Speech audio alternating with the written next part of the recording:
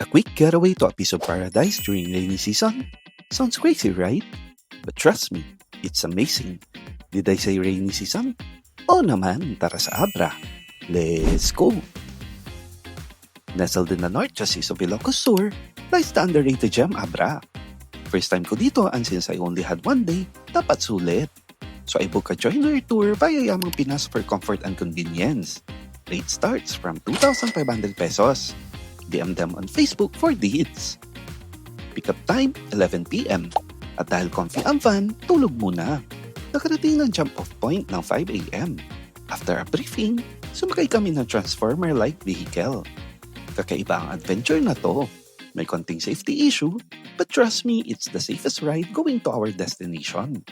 At di lang yan, mapapamangha ka pag napadaan ka sa Don Mariano Marcos Bridge. Samahan pa yan ng scenic view along the way. Nang makarating ng final stop, may 15 to 20 minutes trek. And then boom! Welcome to one of the most stunning waterfalls in the country, Caparcan Falls.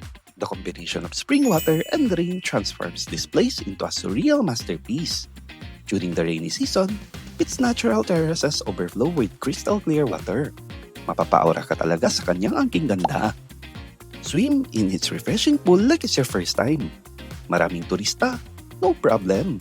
Sa dami ng pools nito, hanap na lang ng kanya-kanyang spot. Ang sarap magtambay dito. Ramdam ang busilak na handog ng kalikasan. By 1 p.m. we pack up. But wait, hindi pa tapos. We headed straight to Lusuwac Spring. Dito, you can enjoy a man-made pool filled with natural spring water. Batis wheels? Check. Before heading home, we drop off by the Pasalubong Center. Bonus stop, the iconic Tangadan Tunnel. So kung akala mong walang pwedeng gawin on a rainy season, think again. Sa Caparcan Falls pa lang ay sulit na. Abra has so much to offer. Next time, let's explore more of what makes this province truly Abra-mazing. Let's go!